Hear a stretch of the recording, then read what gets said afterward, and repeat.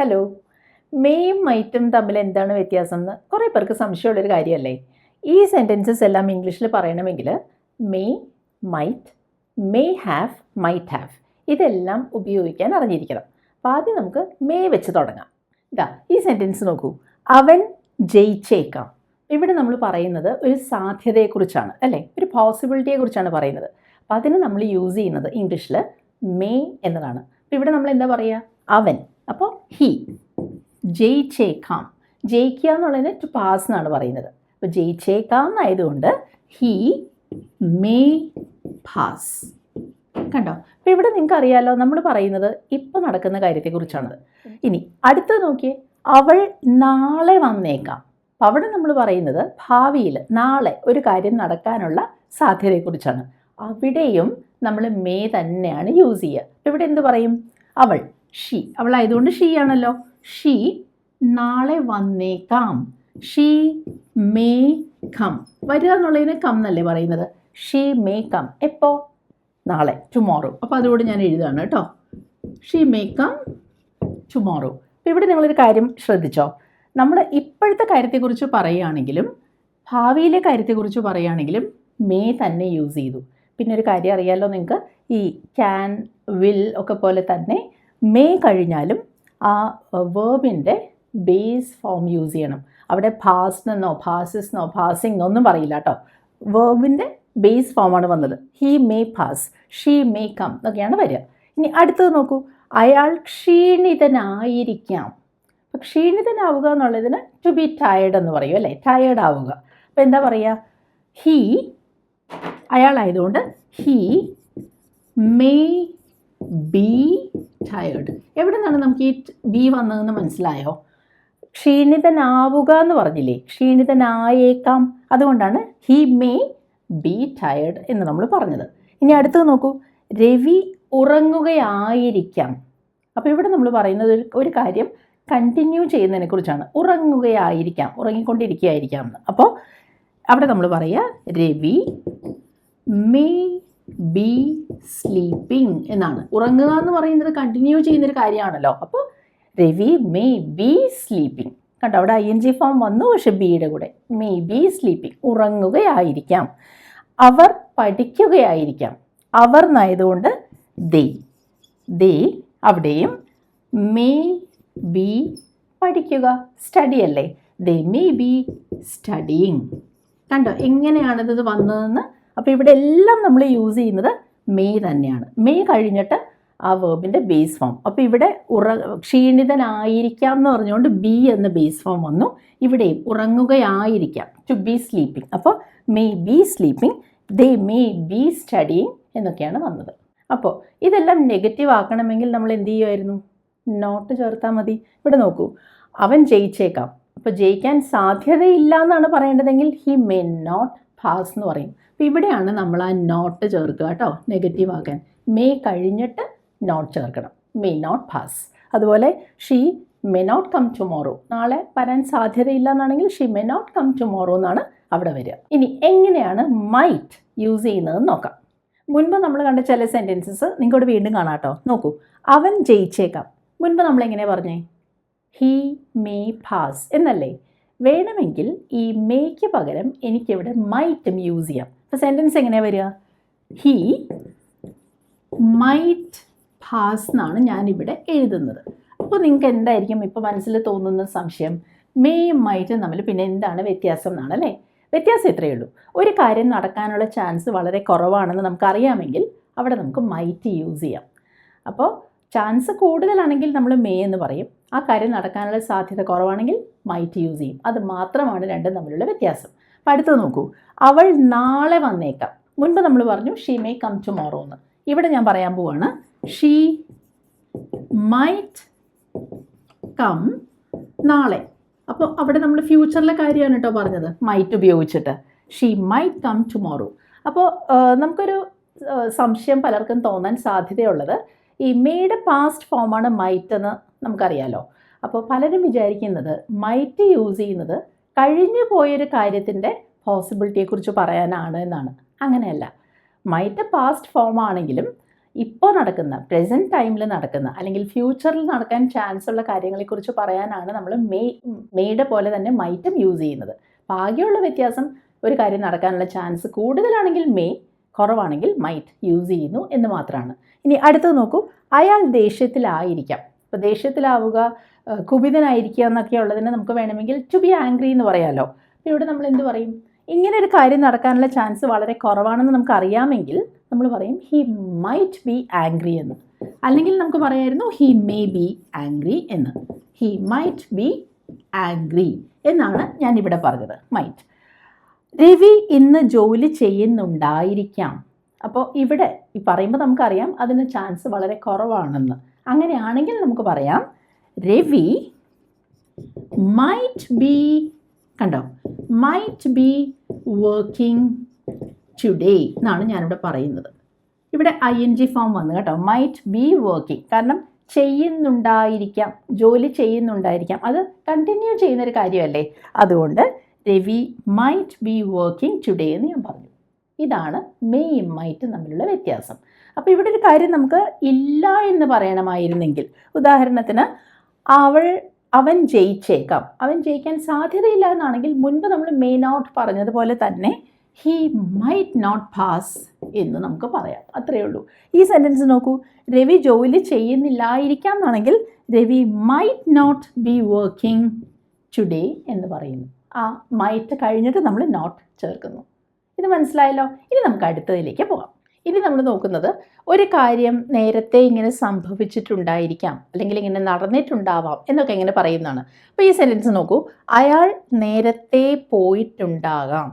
അപ്പോൾ ഇവിടെ നമ്മൾ ഉപയോഗിക്കുന്നത് പോയിട്ടുണ്ടാവുക, ആ വേർബാണ്. അപ്പോൾ അതിന് നമ്മൾ ഇംഗ്ലീഷിൽ എന്താ പറയുക? ഒരു സ്ഥലം വിട്ട് പോവുക, ഒരു സ്ഥലത്ത് നിന്ന് പോവുക എന്നുള്ളതിന് ടു ഗോ എന്ന് പറയാം, അല്ലെങ്കിൽ ടു ലീവ് എന്ന് പറയാം. അപ്പോൾ നമുക്ക് ആ വേർബ് ഒന്ന് എഴുതി വെക്കാം. ഇവിടെ ലീവാണ് വേർബ്, അതിൻ്റെ രണ്ടാമത്തെ ഫോം ലെഫ്റ്റ് ആണ്, മൂന്നാമത്തെ ഫോമും ലെഫ്റ്റ് ആണ്. അതൊന്ന് മനസ്സിലാക്കി വെക്കണം കേട്ടോ. ഇനി അയാൾ നേരത്തെ പോയിട്ടുണ്ടാകാം. ഇത് ഞാൻ ഇംഗ്ലീഷിൽ അതിന് പറയുന്നത് ഹീ, ശ്രദ്ധിക്കൂ കേട്ടോ, ഹീ മൈറ്റ് ഹാവ് ലെഫ്റ്റ് എന്നാണ്. ഈ ലെഫ്റ്റ് എങ്ങനെയാണ് വന്നതെന്ന് മനസ്സിലായോ? നമ്മളിവിടെ കണ്ടില്ലേ മൂന്നാമത്തെ ഫോം, ആ വേർബ് 3 ഫോമാണ് നമ്മളിവിടെ യൂസ് ചെയ്തത്. ഹീ മൈറ്റ് ഹാവ് ലെഫ്റ്റ്, പോയിട്ടുണ്ടായിരിക്കാം. അടുത്തത് നോക്കൂ, അവൾ ജയിച്ചിട്ടുണ്ടാകാം. അപ്പോൾ അതിന് ഞാൻ പറയുന്നത് ഷീ മൈറ്റ് ഹാവ്, ജയിക്കുക എന്നുള്ളതിന് ടു പാസ് എന്നാണല്ലോ പറയുന്നത്. അതിൻ്റെ മൂന്നാമത്തെ ഫോം പാസ്ഡ് ആണ്, ED ചേർത്താൽ മതി. അതാണ് ഇവിടെ നമ്മൾ യൂസ് ചെയ്യുക. She might have passed. കണ്ടോ, ഒരേ ഫോമാണ് നമ്മളിവിടെ യൂസ് ചെയ്തത്. He might have left, she might have passed. അപ്പോൾ ഒരു കാര്യം കൂടി ഞാൻ പറഞ്ഞോട്ടെ, ഇവിടെ നമുക്ക് വേണമെങ്കിൽ ഇതൊന്ന് ചുരുക്കി പറയാം. അപ്പോൾ ഹീ മൈറ്റ് ഹാവ് എന്ന ഇതിന് പകരം നമുക്ക് വേണമെങ്കിൽ ഇങ്ങനെ ഷോർട്ടൻ ചെയ്ത് മൈറ്റ് ഹവ് എന്ന് പറയാം. മൈറ്റ് ഹാവ് ആണ് ഈ മൈറ്റ് ഹവ് എന്ന് എഴുതിയത്. ഈ VE മാത്രമാണ് നമ്മളിവിടെ എടുത്തത് കേട്ടോ, മൈറ്റ് അപ്പോസ്ട്രഫി VE. അപ്പോൾ ഇവിടെ നമുക്ക് പറയാം she might have passed, might have. നമ്മൾ സംസാരിക്കുമ്പോൾ അങ്ങനെ ചുരുക്കി പറയുന്നതേ ഉള്ളൂ. ഇനി അടുത്ത് നോക്കൂ, അവർ എന്നെ കണ്ടിട്ടുണ്ടാകാം. അപ്പോൾ കാണുക എന്നുള്ളതിന് സീൻ ആണല്ലോ പറയുന്നത്. അതിൻ്റെ രണ്ടാമത്തെ ഫോം സോ ആണ്, നിങ്ങൾക്കറിയാലോ. മൂന്നാമത്തെ ഫോം സീൻ ആണ്. അതാണ് നമ്മളിവിടെ യൂസ് ചെയ്യാൻ പോകുന്നത് കേട്ടോ, ഓർമ്മ വേണേ. ഞാനിവിടെ പറയുന്നത് അവർ, അപ്പോൾ ദേ. എന്നെ കണ്ടിട്ടുണ്ടാകാം, കണ്ടിട്ടുണ്ടായിരിക്കാം. ദേ മൈറ്റ് ഹാവ്, അത് തന്നെ യൂസ് ചെയ്യണേ. They might have. മൂന്നാമത്തെ ഫോം എന്താണ് വേർബിൻ്റെ? Seen. They might have seen ആരെ? എന്നെ, മീ. കണ്ടോ എങ്ങനെയാണ് നമുക്കത് കിട്ടിയതെന്ന്? അപ്പോൾ they might have seen me എന്നാണ് ഇവിടെ നമ്മൾ പറഞ്ഞത്. ഇവിടെ നമുക്ക് ചുരുക്കി പറയാം they might have seen me. അപ്പോൾ ഇതൊക്കെ നെഗറ്റീവായിട്ട് നമ്മൾ എങ്ങനെയാണ് പറയുക? ഉദാഹരണത്തിന് അയാൾ നേരത്തെ പോയിട്ടില്ലായിരിക്കാം എന്ന് പറയണമായിരുന്നെങ്കിൽ he might not have left എന്ന് പറയും. ഈ മൈറ്റ് കഴിഞ്ഞിട്ട് നമ്മൾ നോട്ട് ചേർക്കുമായിരുന്നു. He might not have left. അവൾ ജയിച്ചിട്ടില്ലായിരിക്കാം. She might not have passed. കണ്ടോ, അവരെന്നെ കണ്ടിട്ടില്ലായിരിക്കാം. They might not have seen me. ആ നോട്ട് മൈറ്റിന് ശേഷം ചേർത്താൽ മതി, അപ്പോൾ നെഗറ്റീവ് കിട്ടും. ഇനി ഒരു കാര്യം കൂടെ, മുൻപ് നമ്മൾ മെയ്ക്ക് പകരം മൈറ്റ് യൂസ് ചെയ്തല്ലോ. അതേപോലെ ഇവിടെ നമ്മളൊരു കാര്യം നടന്നു കഴിഞ്ഞ കാര്യത്തെക്കുറിച്ച് സാധ്യതയെക്കുറിച്ച് പറയാൻ മൈറ്റ് ഹാവ് യൂസ് ചെയ്തില്ലേ, അതേപോലെ നമുക്ക് മേ ഹാവ് യൂസ് ചെയ്യാമോ? തീർച്ചയായിട്ടും സാധിക്കും. അപ്പോൾ ഇവിടെ എനിക്ക് വേണമെങ്കിൽ പറയാം ഹി മൈറ്റ് ഹാവ് ലെഫ്റ്റ് പോലെ തന്നെ ഹി മേ ഹാവ് ലെഫ്റ്റ് എന്നും പറയാം. അപ്പോൾ വ്യത്യാസം എന്താണെന്ന് ഇപ്പോൾ നിങ്ങൾക്ക് തീർച്ചയായിട്ടും അറിയാമെന്ന് എനിക്കറിയാം. മുൻപ് കണ്ടില്ലേ, ഒരു കാര്യം ഇങ്ങനെ നടന്നിട്ടുണ്ടാവാം എന്ന് പറയുമ്പോൾ അതിൻ്റെ സാധ്യത കൂടുതലാണെങ്കിൽ മേ ഹാവ് യൂസ് ചെയ്യാം, അതിൻ്റെ സാധ്യത വളരെ കുറവാണെങ്കിൽ മൈറ്റ് ഹാവ് ആണ് യൂസ് ചെയ്യുക. പക്ഷേ സാധാരണ നമ്മൾ ഇങ്ങനെയുള്ള കാര്യങ്ങൾ പറയുമ്പോൾ കൂടുതലും മൈറ്റ് ഹാവ് ആണ് യൂസ് ചെയ്യാറുള്ളതെന്ന് മാത്രം. എന്ന് വെച്ച് മേ ഹാവ് യൂസ് ചെയ്യാൻ പാടില്ല എന്നില്ല. എന്ന് മാത്രമല്ല, സാധ്യത കുറവാണെങ്കിലാണ് സാധാരണ മൈറ്റ് ഹാവ് യൂസ് ചെയ്യുന്നത്. അപ്പോൾ ഇവിടെ രണ്ടും തമ്മിലുള്ള വ്യത്യാസം ഞാൻ മനസ്സിലാക്കി തന്നതേ ഉള്ളൂ. കൂടുതലും നമ്മൾ സാധാരണ സ്പോക്കൺ ഇംഗ്ലീഷിലൊക്കെ യൂസ് ചെയ്യുക മൈറ്റ് ഹാവ് ആയിരിക്കും. അപ്പോൾ ഇവിടെ അവൾ ജയിച്ചിട്ടുണ്ടാകാം എന്നുള്ളതിന് വേണമെങ്കിൽ ഷീ മേ ഹാവ് പാസ്ഡ് എന്നും പറയാം. അതേപോലെ അവരെന്നെ കണ്ടിട്ടുണ്ടാകാം, they may have seen me എന്നും പോസിബിളാണ്, അങ്ങനെയും പറയാം. അപ്പോൾ നിങ്ങൾ കണ്ടല്ലോ, ഒരു കാര്യം പാസ്റ്റിൽ ചെയ്തിട്ടുണ്ടാകാം അല്ലെങ്കിൽ നടന്നിട്ടുണ്ടാകാം എന്നൊക്കെ പറയേണ്ടി വരുമ്പോൾ നമ്മൾ മേ ഹാവ് അല്ലെങ്കിൽ മൈറ്റ് ഹാവ് യൂസ് ചെയ്യും അല്ലേ. അപ്പോൾ ഇത് നോക്കൂ, അയാൾ ഉറങ്ങിയിട്ടുണ്ടാകാം. അപ്പോൾ അവിടെ ഉറങ്ങിക്കഴിഞ്ഞിട്ടുണ്ടാകാം എന്നാണ് ഈ പറയുന്നത് അല്ലേ. അവിടെ നമ്മൾ പറയുക ഹി മൈറ്റ് ഹാവ് സ്ലെപ്റ്റ് എന്നാണ്. ഈ സ്ലീപ്പ് എന്ന് പറയുന്ന വേർബിൻ്റെ മൂന്നാമത്തെ ഫോമാണ് കേട്ടോ സ്ലെപ്റ്റ്. അപ്പോൾ ഹി മൈറ്റ് ഹാവ് സ്ലെപ്റ്റ് അല്ലെങ്കിൽ ഹി മേ ഹാവ് സ്ലെപ്റ്റ് എന്ന് പറയാമായിരുന്നു. പക്ഷെ അടുത്ത ഒന്ന് നോക്കണേ, അയാൾ ഉറങ്ങുകയായിരുന്നിരിക്കാം. അപ്പോൾ ഉറങ്ങിക്കൊണ്ടിരിക്കുകയാണ്. ആ ഉറങ്ങുക എന്ന് പറയുന്ന ആ ഒരു ആക്ഷൻ അവിടെ തുടർന്നുകൊണ്ടിരിക്കുകയാണ്. ആ ഒരു അർത്ഥം കിട്ടണമെങ്കിൽ നമ്മളത് ഇത്തിരി വ്യത്യാസപ്പെടുത്തിയാൽ പറയുക. ഞാൻ എഴുതുന്നത് നോക്കൂ, ഹി മൈറ്റ് ഹാവ്, അവിടെയും നമ്മൾ മൈറ്റ് ഹാവ് എന്ന് തന്നെ യൂസ് ചെയ്യണം കേട്ടോ. മൈറ്റ് ഹാവ്, പക്ഷെ അത് കഴിഞ്ഞിട്ട് ബീൻ സ്ലീപ്പിംഗ് എന്നാണ് പറയുന്നത്. കണ്ടോ, ആ ഒരു ക്രിയ, ആ ഒരു ആക്ഷൻ അവിടെ കണ്ടിന്യൂ ചെയ്യുന്നു എന്നുള്ളൊരു അർത്ഥം കിട്ടാനാണ് മൈറ്റ് ഹാവ് ബീൻ സ്ലീപ്പിംഗ് എന്ന് പറഞ്ഞത്. ഇനി അടുത്ത നോക്കിയേ, അവർ പഠിക്കുകയായിരുന്നിരിക്കാം. അപ്പോൾ കഴിഞ്ഞു പോയ കാര്യമാണ്, പക്ഷെ ആ കാര്യം അവിടെ കണ്ടിന്യൂ ചെയ്തുകൊണ്ടിരുന്നു എന്നാണ് നമ്മൾ പറയുന്നത്. അപ്പോൾ ഇവിടെ എന്താ പറയുക, ഇതേപോലെ തന്നെ ദേ, അവരല്ലേ, അപ്പോൾ ദേ മൈറ്റ് ഹാവ്. ഇനി നിങ്ങളൊന്ന് പറഞ്ഞു നോക്കിയേ, എന്താ നമ്മൾ ആഡ് ചെയ്യേണ്ടത്?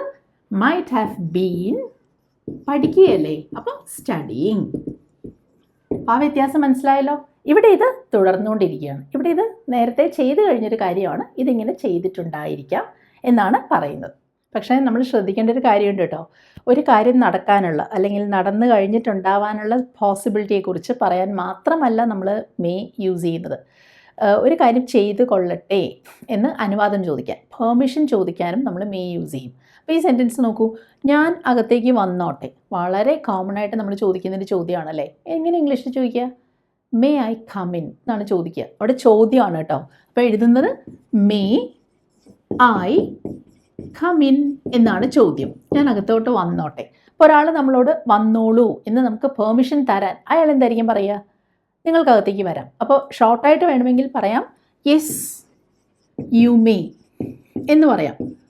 അങ്ങനെ ഷോർട്ടായിട്ട് മാത്രം പറയാം. അല്ലെങ്കിൽ ഒരു ഫുൾ സെൻറ്റൻസ് ആയിട്ട് yes you may come in എന്നും പറയാം. കണ്ടോ, അവിടെയും നമ്മൾ മേ തന്നെയാണ് യൂസ് ചെയ്തത്. എന്തിനാണത് ഉപയോഗിച്ചത്? പെർമിഷൻ ചോദിക്കാനും പെർമിഷൻ തരാനും കൊടുക്കാനും. ഇനി അടുത്തത്, ഞാൻ പോയിക്കോട്ടെ. എങ്ങനെ ചോദിക്കുക? May I leave. അപ്പോൾ അവിടെ നിന്ന് ആ റൂമിൽ നിന്ന് പോയിക്കോട്ടെ എന്നുള്ളതിന് മേ ഐ ഗോ എന്നുള്ളതിന് നല്ലത് മേ ഐ ലീവ് എന്ന് പറയുന്നതായിരിക്കും. അപ്പോൾ മേ ഐ ലീവ് എന്നാണ് ചോദ്യം വരുന്നത്. കണ്ടോ, മേ വെച്ചാണ് ചോദിക്കുന്നത്. May I leave. അപ്പോൾ നിങ്ങൾക്ക് ഇപ്പോൾ പോകാം എന്ന് പറയുമ്പോൾ യു മേ ലീവ് എന്ന് പറയാം. ഇപ്പോൾ പോകാം എന്നാണെങ്കിൽ യു മേ ലീവ് നൗ എന്നായിരിക്കും ആ സെൻറ്റൻസ് ഇങ്ങോട്ട് പറയുന്നത്. ഞാൻ എഴുതിയപ്പോൾ മേ എഴുതാൻ വിട്ടുപോയി. You may leave now. കണ്ടോ, നിങ്ങൾക്ക് ഇപ്പോൾ പോകാം, പോകാനുള്ള പെർമിഷനാണ് തന്നത്. You may leave now. Make വേറൊരു യൂസ് കൂടെ ഉണ്ട് കേട്ടോ. അതാണ് നമ്മൾ ഇനി കാണാൻ പോകുന്നത്. വേറൊരാളോട് എന്തെങ്കിലും തരത്തിലുള്ള ഒരു ആശംസയൊക്കെ പറയാൻ, അയാളെ വിഷ് ചെയ്യാൻ നമ്മൾ പലപ്പോഴും മേ യൂസ് ചെയ്യാറുണ്ട്. അപ്പോൾ നിങ്ങളുടെ എല്ലാ ആഗ്രഹങ്ങളും നടക്കട്ടെ എന്നൊക്കെ നമ്മൾ ബർത്ത്ഡേ ദിവസം വിഷ് ചെയ്യുമ്പോൾ പറയില്ലേ, അവിടെ എന്താ പറയുക? May all your wishes come true. കേട്ടോ, മേ വെച്ചാണ് തുടങ്ങിയത്. മേ, ഞാനിവിടെ എഴുതുക കേട്ടോ, may all your wishes come true എന്നാണ് അവിടെ നമ്മൾ പറയുന്നത്. അപ്പോൾ അതൊരു ആശംസയാണ് പറയുന്നത്, അല്ല നമ്മൾ വിഷ് ചെയ്യാണ് ചെയ്യുന്നത്. അതുപോലെ ഒരാളുടെ വെഡിങ്ങിൻ്റെ ദിവസം അല്ലെങ്കിൽ ഒരു വെഡിങ് ആനിവേഴ്സറിയുടെ ദിവസമൊക്കെ നമ്മൾ ചിലപ്പോൾ വിഷ് ചെയ്തേക്കാം നിങ്ങൾ രണ്ടുപേരും എന്നും വളരെ സന്തോഷത്തിലിരിക്കട്ടെ എന്ന്. നമ്മളെന്ത് പറയും? May you both be very happy. May you both be very happy എന്നാണ് പറഞ്ഞത്. കണ്ടോ? മേ വെച്ച് തന്നെയാണ് ഇവിടെയും ആ ഒരു ആശംസ തുടങ്ങുന്നത്. May you both be very happy. ഇവിടെയും സെൻറ്റൻസ് എങ്ങനെ തുടങ്ങിയെന്ന് കണ്ടല്ലോ? മേ വെച്ചാണ് തുടങ്ങുന്നത്. അപ്പോൾ ഇവിടെ ഒരു കാര്യം നടന്നേക്കാമെന്നോ അല്ലെങ്കിൽ ഒരു പെർമിഷൻ കൊടുക്കുന്ന പോലെ ഒന്നുമല്ല നമ്മൾ മേ യൂസ് ചെയ്യുന്നത്. ഒരു കാര്യം വിഷ് ചെയ്യാൻ മാത്രമാണ് ഇവിടെ മേ യൂസ് ചെയ്തത്. നിങ്ങൾക്ക് ഇന്നത്തെ ഈ വീഡിയോ കണ്ടു കഴിയുമ്പോൾ may, might, may have, might have ഒക്കെ എങ്ങനെയാണ് യൂസ് ചെയ്യേണ്ടതെന്ന് കൃത്യമായി മനസ്സിലായി കാണുമെന്ന് ഞാൻ വിചാരിക്കുന്നു. വീഡിയോ കണ്ടു കഴിഞ്ഞതിന് ശേഷമുള്ള നിങ്ങളുടെ അഭിപ്രായങ്ങൾ അറിയിക്കുക. വീഡിയോ യൂസ്ഫുൾ ആയിരുന്നെങ്കിൽ അത് ലൈക്ക് ചെയ്യുക. അപ്പോൾ ഇനി അധികം താമസിയാതെ ഇതുപോലെ വേറൊരു ടോപ്പിക്കുമായിട്ട് നമുക്ക് കാണാം. അതുവരെ ബൈ.